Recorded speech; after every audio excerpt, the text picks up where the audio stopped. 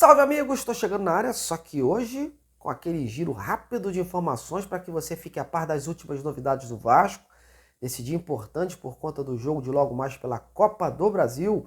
Portanto, fique ligadinho até o final para que você comece o dia muito bem informado. Mas antes, aquele pedido sagrado, o seu like aí embaixo desse vídeo, compartilhar o conteúdo em grupos de Zap e convidar mais inscritos a se associar ao nosso canal. Bom, mas vamos ao que interessa, né? Hoje tem Vasco e ABC pela segunda fase da Copa do Brasil, às 21h30 em São Januário. E pelo lado do Vasco, o mistério continua em termos de escalação, muito por conta de qual surpresa o Barbieri poderia trazer a campo nesta partida. Muito se falou aí da possibilidade de mudanças, poupar jogadores, mas o jogo para o Vasco é considerado crucial para os objetivos do clube nesta temporada. O Vasco almeja a Copa do Brasil, assim como o Brasileirão. E a tendência hoje é que o Barbieri leve a campo uma equipe mais próxima do ideal. A base deve ser mantida e, como eu já havia levantado a bola desde o final de semana, são boas as possibilidades do Marlon Gomes iniciar o jogo. A princípio, a ideia do Barbieri é testar uma formação mais avançada e atuando com 2 volantes. O Marlon deixaria o time mais ofensivo. O Vasco fez o último treinamento ontem em São Januário e todos que jogaram contra o Flamengo estiveram em campo, dando mostras que fisicamente nenhum atleta deve ser problema. A questão da definição do time é puramente, ao meu ver, tático, até porque o treinador do Vasco nunca escondeu que gosta de jogar de acordo com o adversário, né? Foi assim nos últimos jogos e não deverá ser diferente hoje. Com o Barbieri, não dá muito para cravar uma escalação, pois o treinador gosta de surpreender de última hora, mas se nada mudar e não tiver nenhum problema médico, né, o Vasco para hoje deve ir a campo da seguinte forma: o Léo Jardim no gol, o sistema defensivo com Pumita, Capasso, Léo e Piton, a meiuca com o Andrei, o Jair e o Marlon Gomes, e mais à frente o Alex Teixeira, o Gabriel Peck e o Pedro Raul. Seria o que tem de melhor hoje, né? E você acha uma boa formação ou trocaria mais alguma peça nesse time? Comente aí!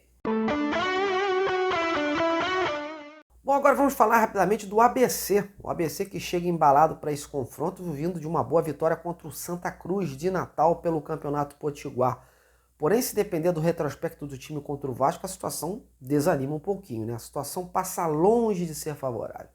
O time de Natal superou o time carioca apenas uma vez em 12 jogos realizados entre as equipes. Somado a isso, foram 3 empates para a equipe potiguar e 8 vitórias do Vasco. Pela Copa do Brasil, por exemplo, foram 4 duelos, 3 deles em jogos de ida e volta, nos quais o Vasco avançou para a próxima fase em 3 eliminatórias. A única classificação do ABC contra o time cruzmaltino ocorreu na edição de 2014, em confronto válido pelas oitavas de final da Copa do Brasil. O time, naquela ocasião, empatou em 1-1 no Rio de Janeiro e venceu por 2-1 na Arena das Dunas. De qualquer forma, a equipe do ABC chegou ao Rio na terça à tarde e já treinou com afinco ontem. Pelas informações que eu consegui junto a alguns colegas de Natal, o time alvinegro deve chegar com cerca de 4 desfalques, né? Muitos por conta de lesão muscular. Em compensação, o grupo do técnico Fernando Marchiori, que vem fazendo um grande trabalho por lá, tem jogadores experientes. Caso o zagueiro Valber, ex-Vasco, atacantes Paulinho Mocelin e Felipe Garcia, que conhecem como ninguém uma Série B, né? E o veterano lateral esquerdo Márcio Azevedo, né? Que atuou já pelo Botafogo, Atlético Paranense, enfim. A equipe deve chegar mais fechada e tentar usar da velocidade e das bolas paradas como suas principais armas. Lembrando que nessa fase o Vasco não tem a vantagem do empate, meus amigos. Precisa vencer no tempo normal para avançar. Em caso de empate, a disputa será nos pênaltis. E aí, qual placar você arriscaria para esse jogo? Opine aí. Bom, antes da gente terminar, vamos dar uma passadinha rápida sobre a situação dos nomes que vêm sendo cogitados por aí em termos de reforço. O primeiro é o atacante Matias Abaldo, o garoto lá do Defensor do Uruguai. Conforme eu informei dias atrás, o presidente do clube uruguaio me confirmou que está em negociações com o Vasco, que a possibilidade de um acordo ainda está em aberto. Pelo que eu sei, as dificuldades são grandes, né, pois o atleta é tratado por lá como uma joia e a equipe do Uruguai não tende a facilitar, ainda mais que a primeira oferta apresentada foi de um empréstimo. Mas as conversas continuam, viu?